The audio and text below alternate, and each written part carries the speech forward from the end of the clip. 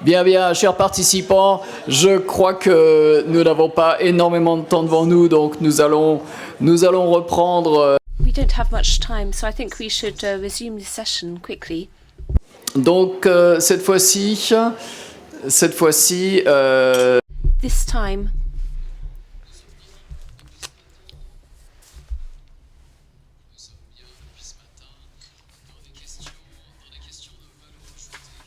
We've been looking at the added value since this morning.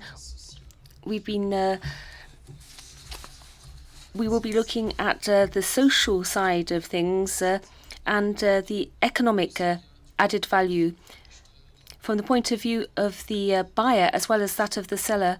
And there's the question of how to resolve disputes between the two parties. So our three speakers in this session, Percy BALEMANS, Margarita Tusch,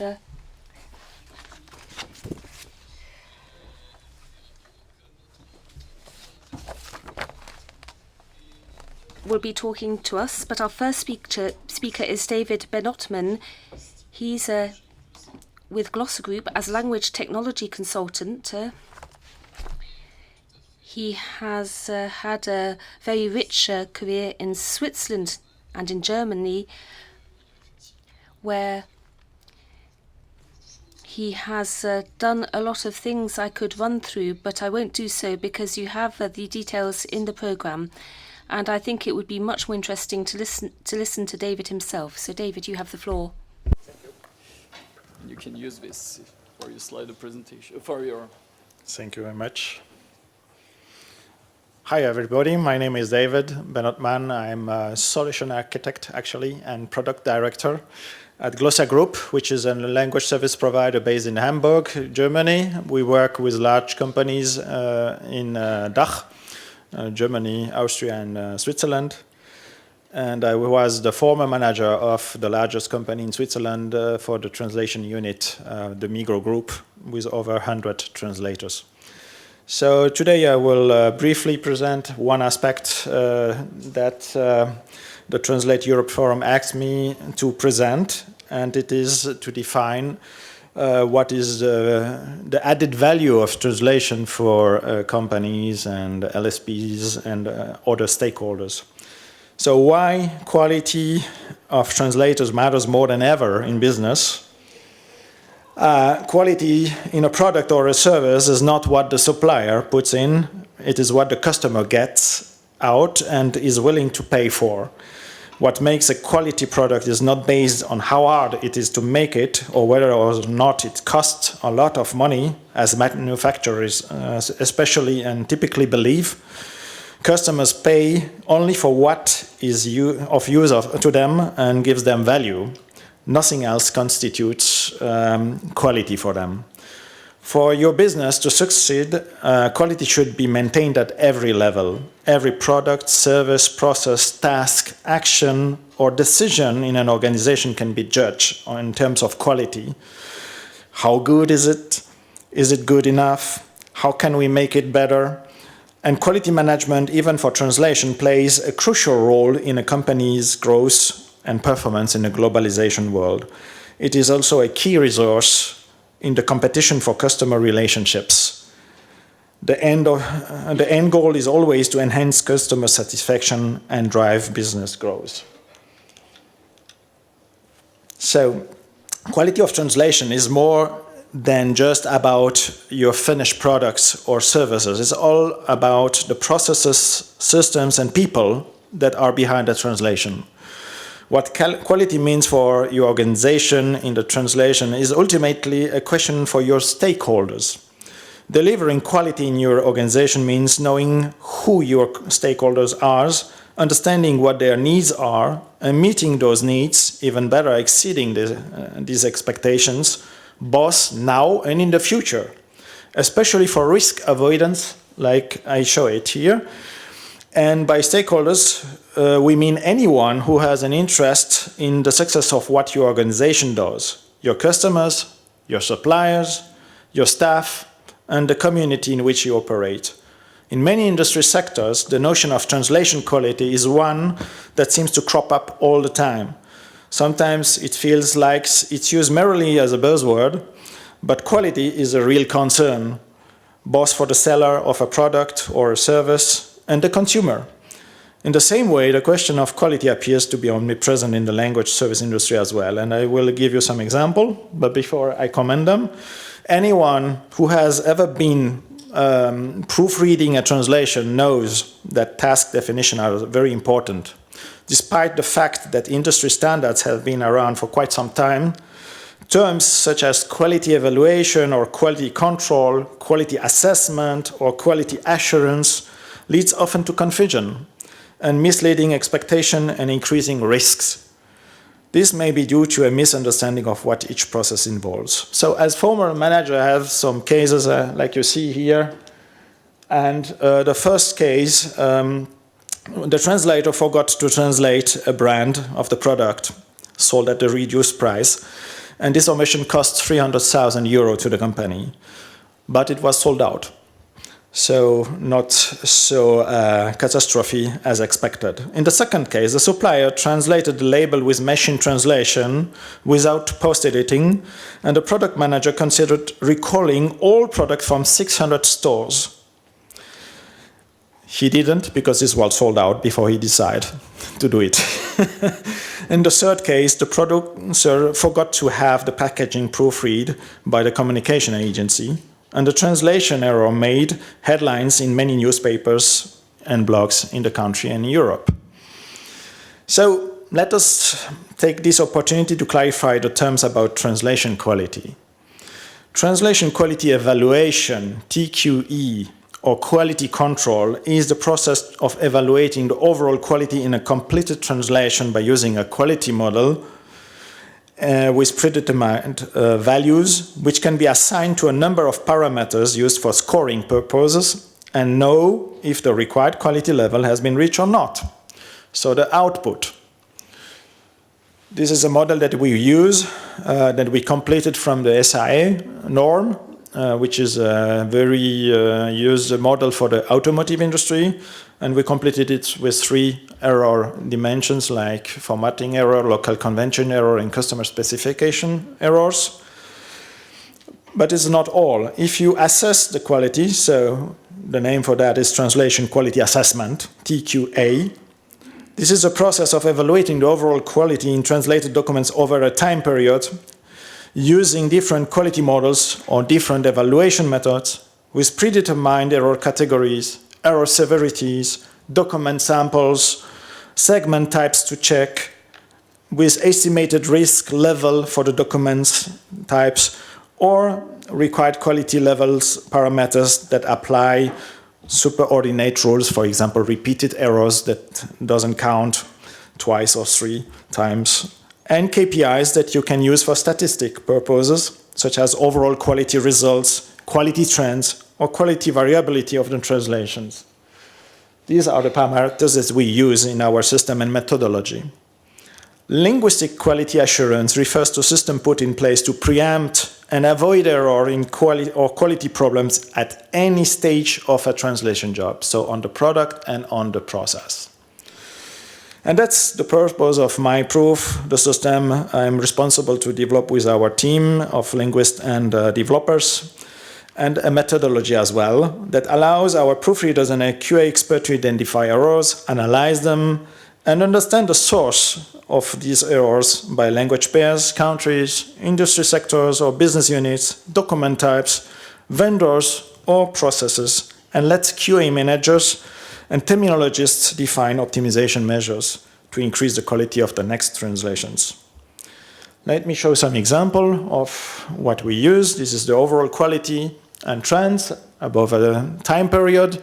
So we can compare 2 years or 2 months and see if the quality of the translation is increased or not, and where to focus on. And for that we use the company dashboard, And here we can display, for example, all the successful reports or the failed report or some language pairs or an industry sector or a document type. And the quality manager can just concentrate on the problematic reports. Same thing for the vendor management. We can analyze that by language pairs or a trend over the time period, or by countries, even if you have different languages in different countries. Sometimes a language service provider is better in a country than in another one, or in a language pair for a specific country. At the end, and this is the most important of all, you need to increase the quality of translation, and for that you need some material to discuss with, and we generate lists based on the errors. So the no-go that we never want in the output products or services. We generate lists of errors by categories, by document types, or the industry sector, as I said, and based on this list you can discuss about measures for processes like validation in terminology. You can put some examples in the term base. You can export these errors and discuss in the compliance management with your vendors and document it in FAQ, for example, in style guides, in language requirements specific for a country. There is a lot of possibilities, but it's objective, it's constructive, and it is based on the present quality in order to increase the future quality. Thank you very much.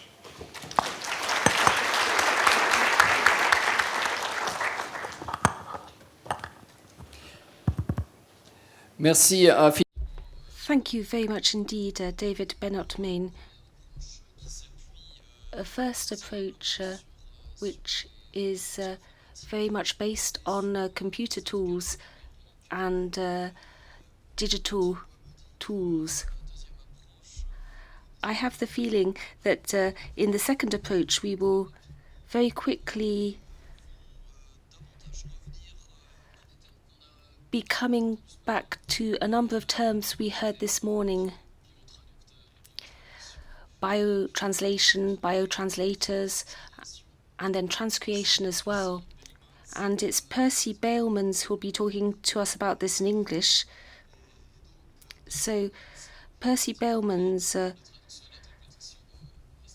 has come from the Maastricht Interpretation Translation School in the Netherlands in 1989 and was a translator in an agency and then an editor, and has carried out many other translation-related duties. Now Percy is a freelance and is a specialist in transcreation. From English and German into Dutch. Percy, you have the floor for 10 minutes.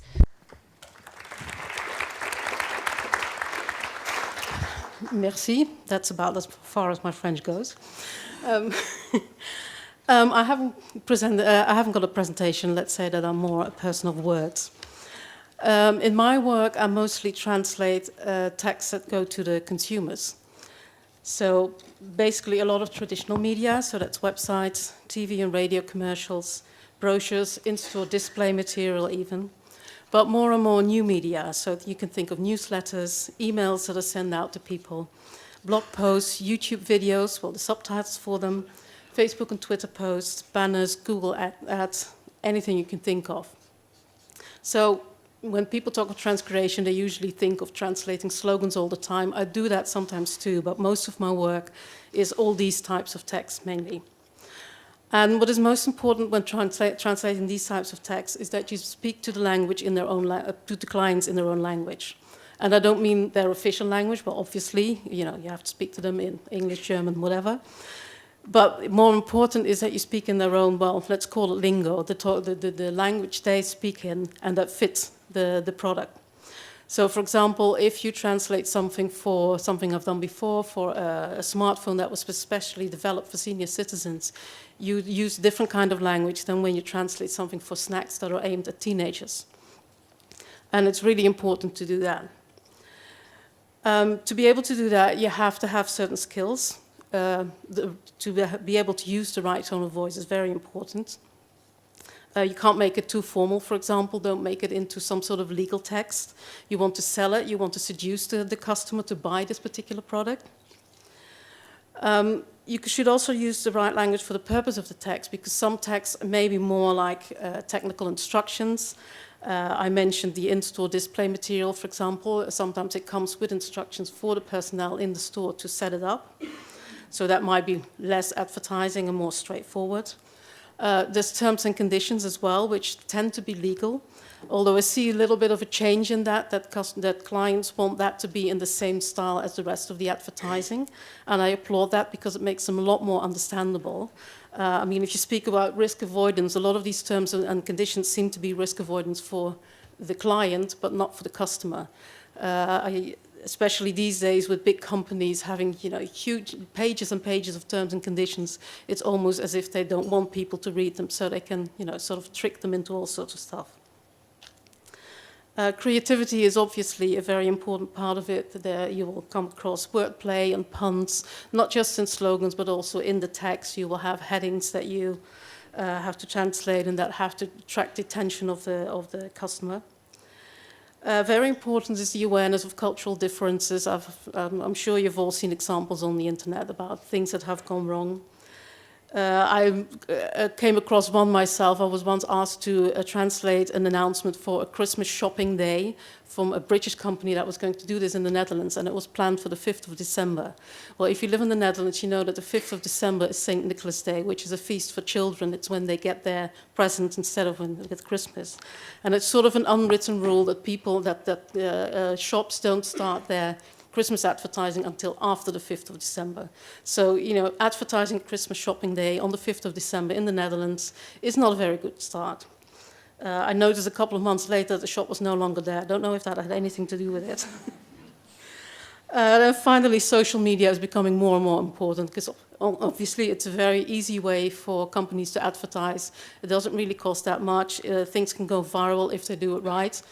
They can also go viral in a very negative way if they do it wrong. We've seen a couple of examples for that.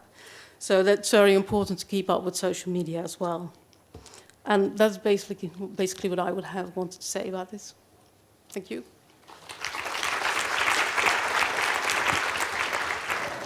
Merci infiniment. Thank you very much indeed. I'm sure there will be lots of questions.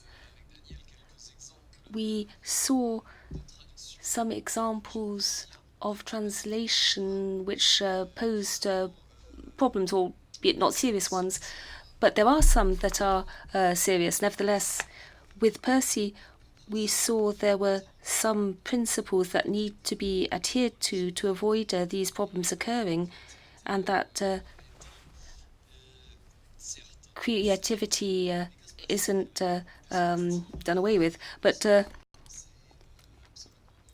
what can we do if problems arise and have to be dealt with by third parties in a multilingual computerized environment? Perhaps Margarita can say some more about these questions.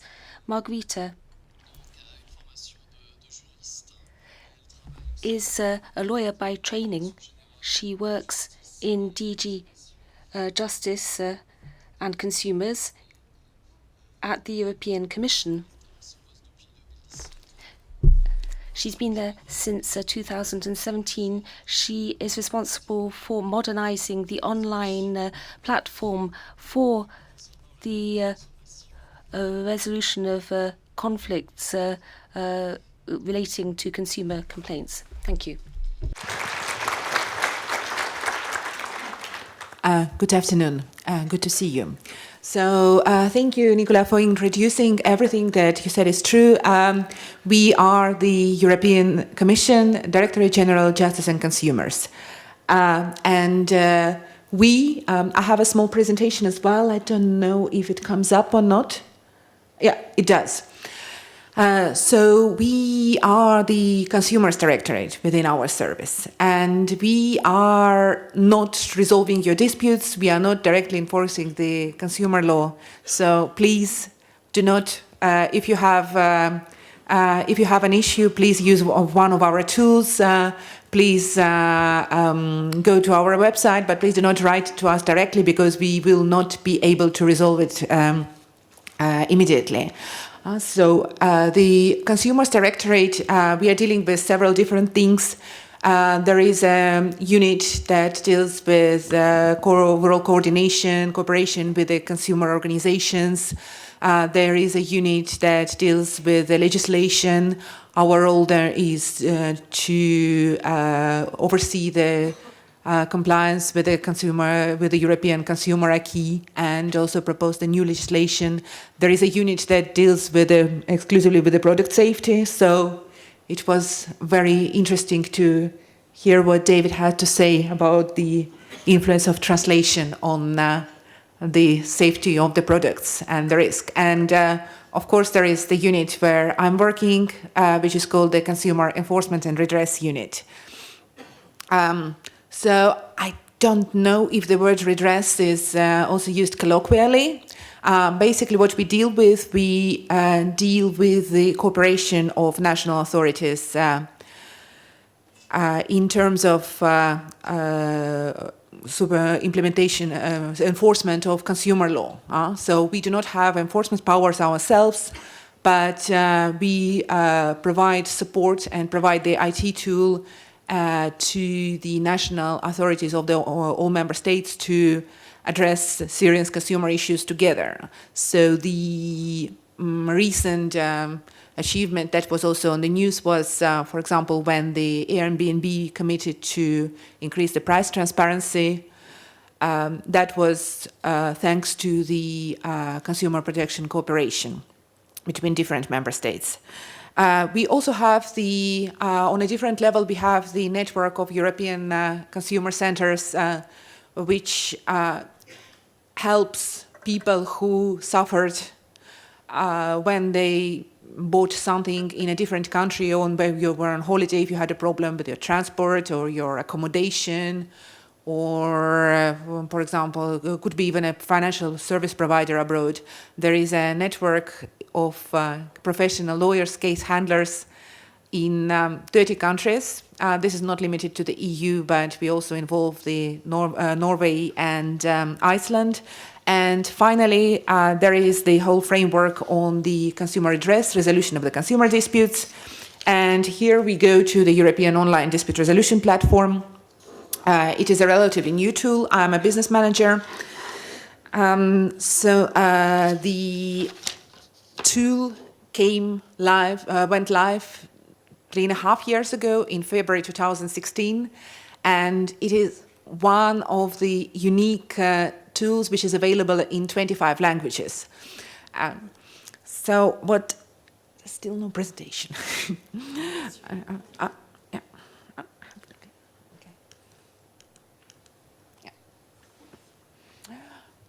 So we exist in 25 languages. Why 25? Because we use all the European languages other than Gaelic, unfortunately.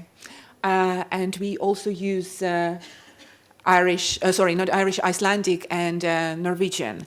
And we are available for users in all EU countries plus Iceland, Norway, and Liechtenstein. The point is, the whole purpose of having this platform was to increase the confidence of consumers in shopping abroad. We facilitate the communication between parties, and we connect them to the neutral third-party bodies certified by the member states that could resolve their disputes. And approximately 1/3 of all our cases are cross borders. And here you see the browser language. This is the map. You see that our platform is used mostly in Germany, and it's also used quite extensively in France, in Portugal. What we write on the platform, actually, we agree on everything in English.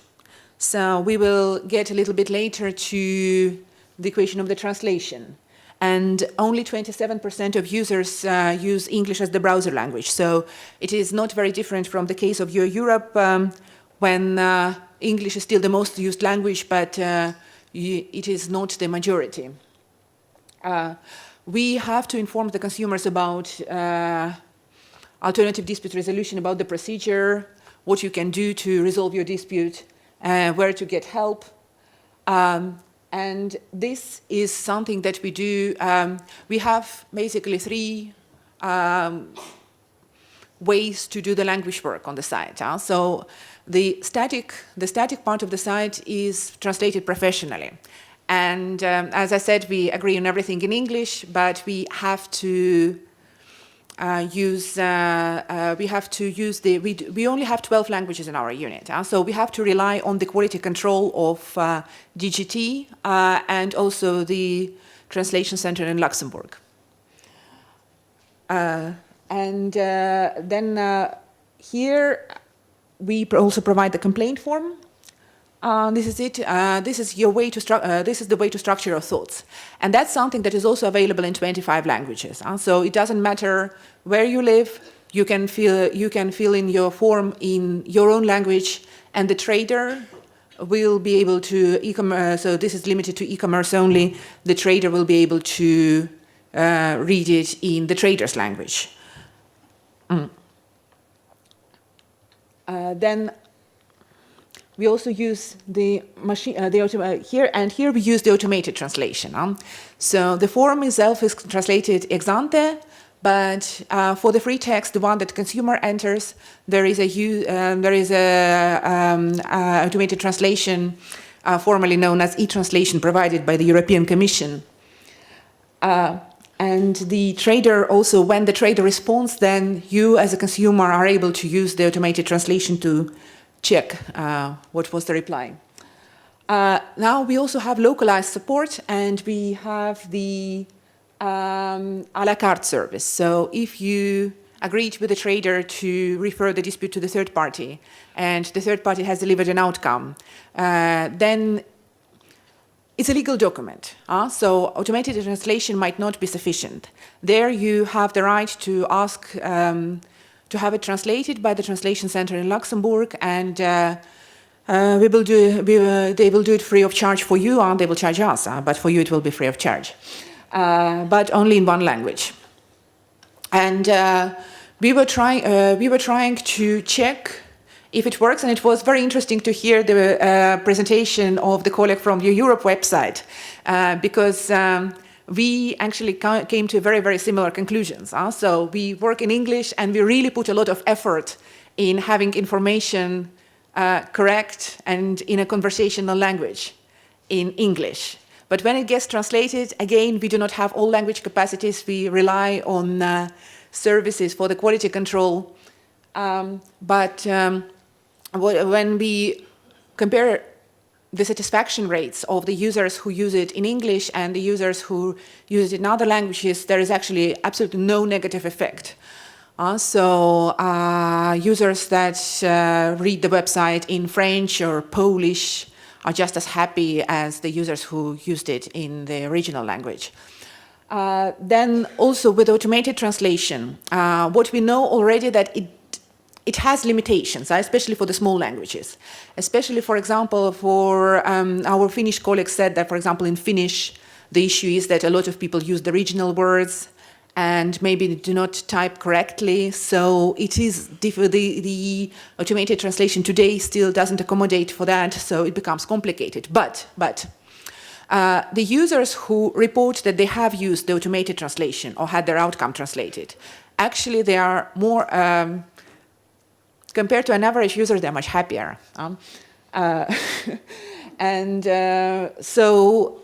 We think, why is that? Even with the limitations, it might be that the users are happier that the Commission provides a service to them, provides added value to their dispute. So this is what I would like to share with you today, and maybe see you on the platform, and thank you for your attention.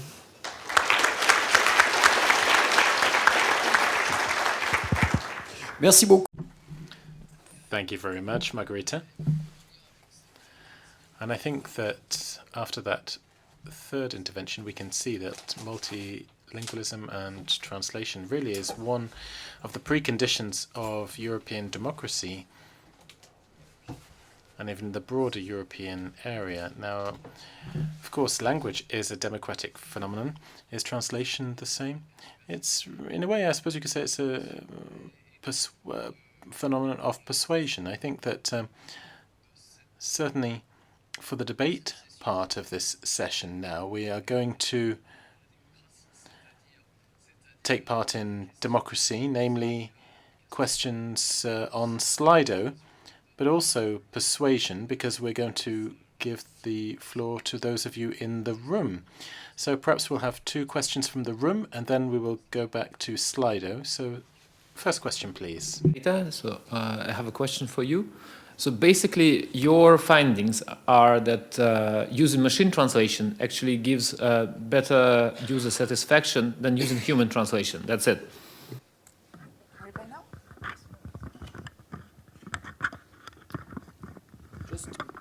Just speak and it will... Okay. I love the new technology. Yeah, thanks for the question. My finding is that there is a correlation. We do not know if there is a causation as well, but there is definitely a correlation, and statistically significant one. You didn't want to say this, but basically human translators are useless. Oh, absolutely not.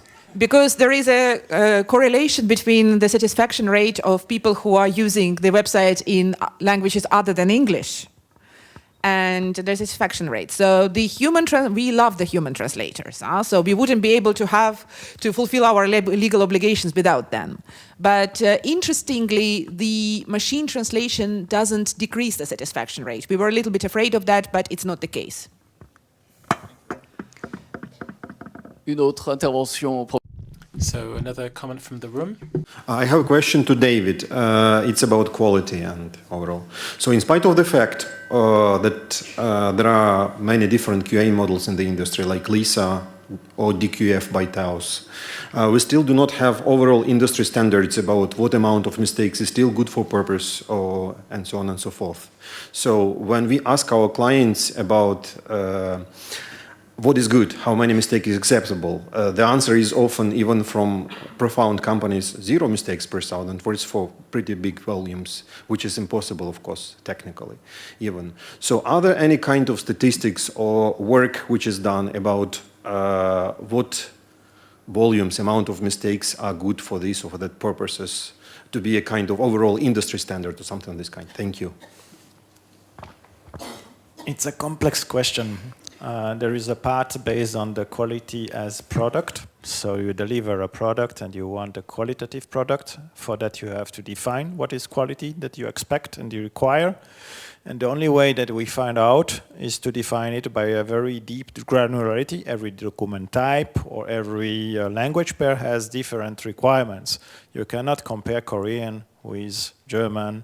You cannot compare a marketing document with a legal documentation and so on. So we have to define for every kind of product a different quality model and level. But nevertheless, it's important that you understand what is quality as score.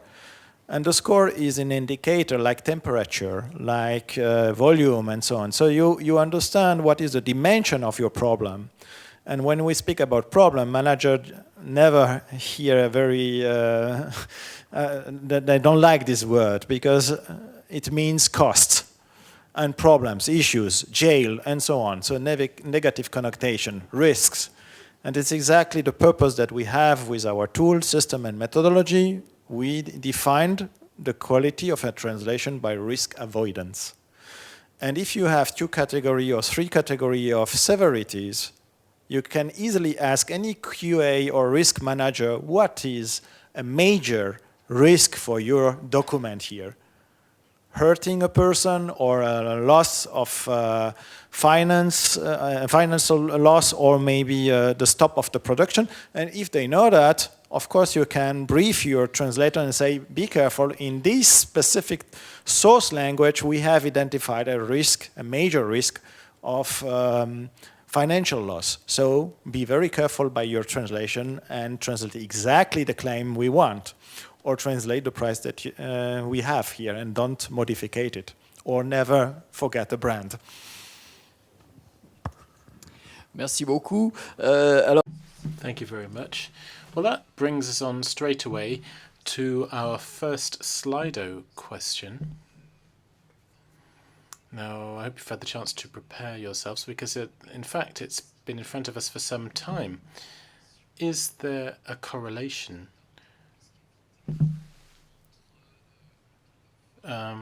between the risks and the score received? I have, again, a very specific answer. I think the future will be segmented in 3 kinds of translations.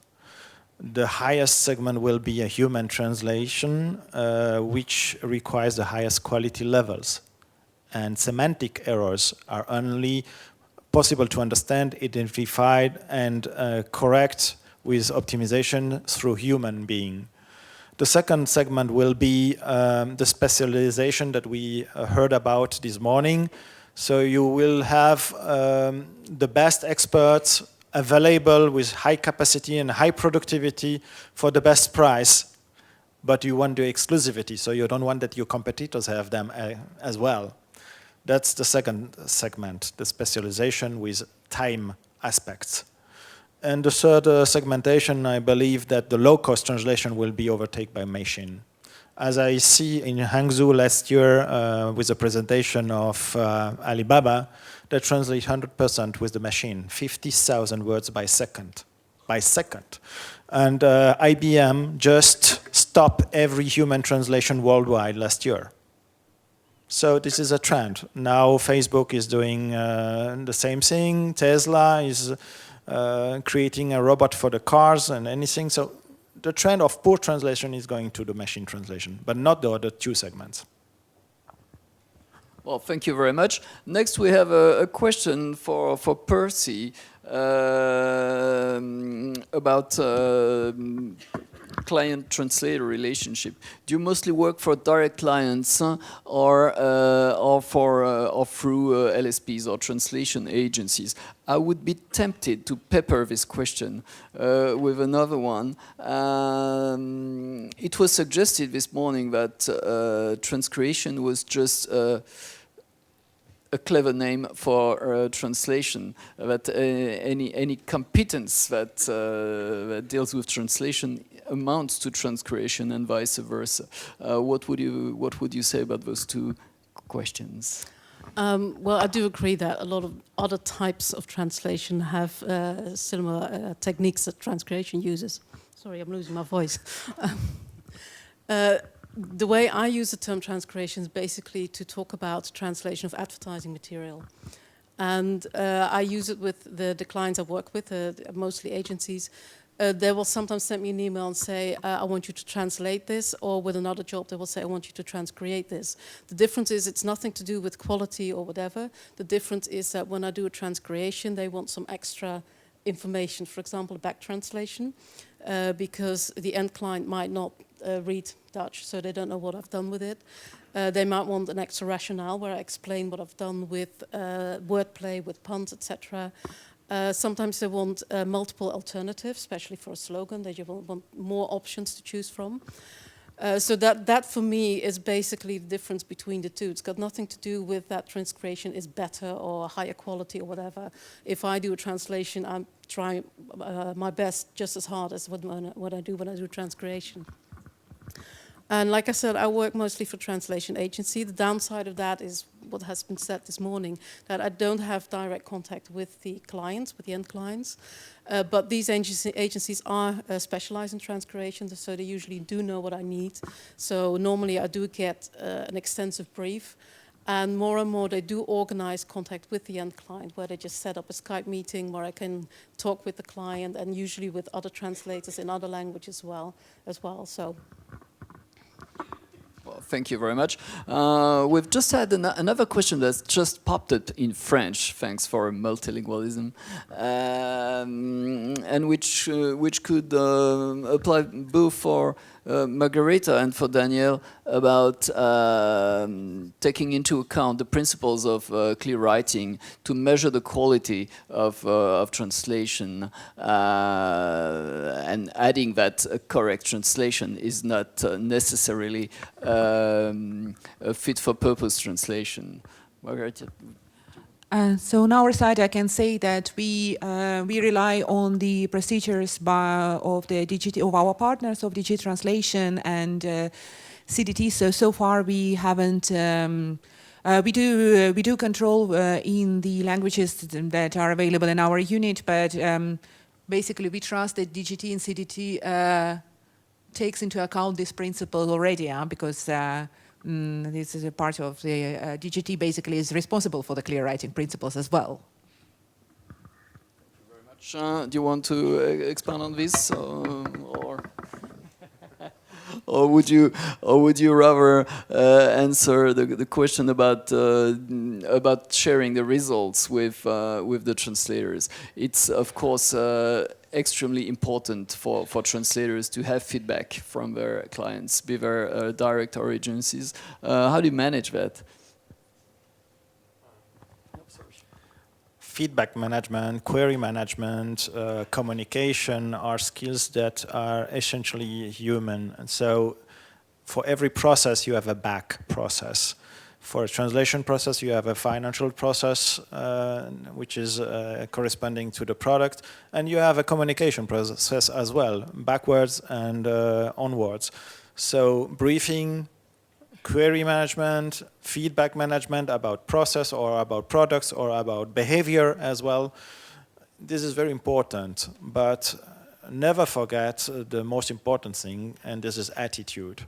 Attitude about the product, about the needs of the stakeholders, and what are the limits of human being. We are sometimes weak, tired, not concentrated, so that's very important to check the quality and give feedback, but considering that we are never comparable with other people. Everyone is a single human with single skills and talents. Merci beaucoup. Thank you very much. Now, are there any questions from the room? I might be a bit late, but I wanted to come back to the gentleman 2 rows in front of me about what is the cut-off threshold for mistakes. Just to share a bit of insight, we decided that the cut-off, that the threshold is 1 typo, so one typo mistake in 250 words, and it's 2 not severe content errors, so slight content or light content errors in the whole translation. So if you have more than 2 light content errors in the whole translation, your translation is an automatic fail, and yeah, so that's our benchmark we set. It's for all kinds of text. I don't really care if it's a marketing text or if it's a mechanical text or whatever. You have to have certain standards, and I can fully agree with David said, and would also like to emphasize that the presentation with the KPIs is very, very, very important if you really want to do proper translation management. So I really like that. Thank you very much. Other questions?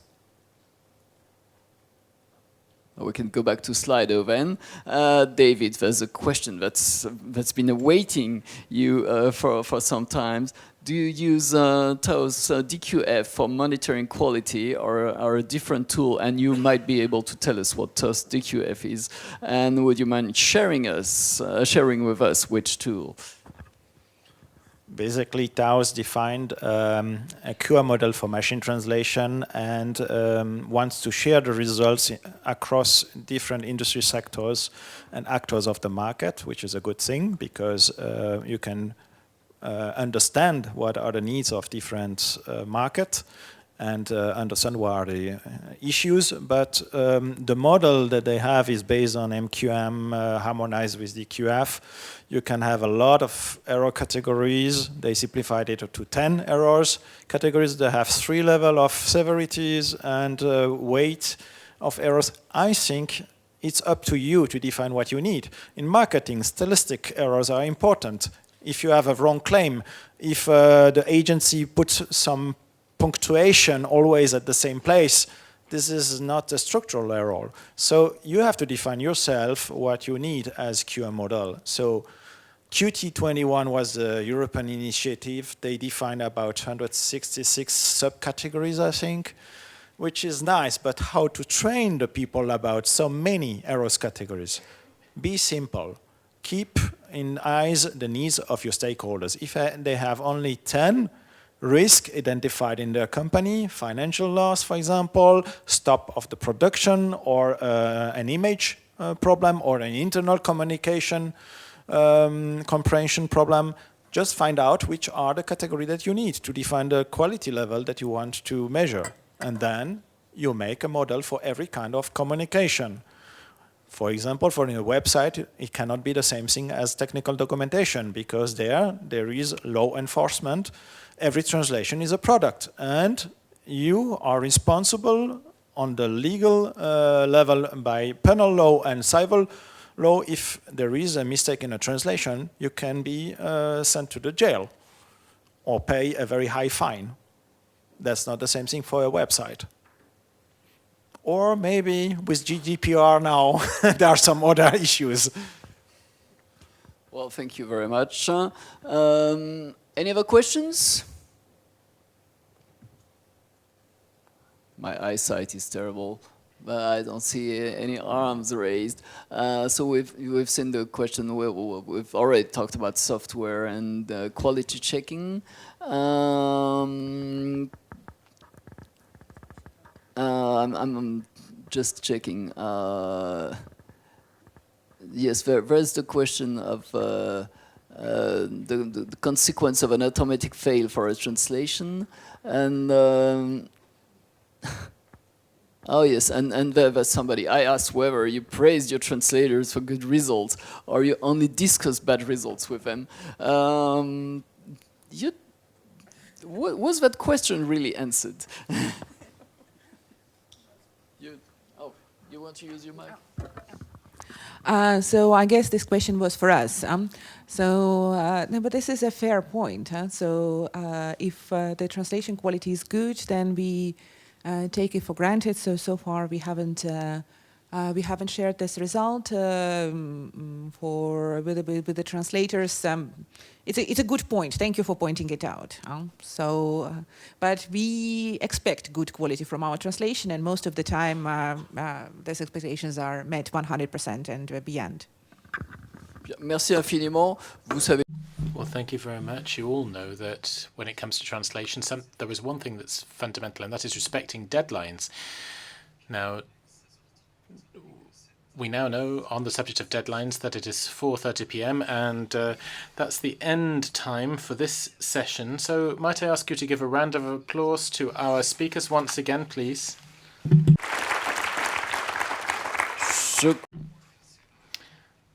I think it's the time for another brief networking coffee break. So C'est dans 5 minutes? No, in fact, we're going to resume our work in 5 minutes. You have a 5-minute break.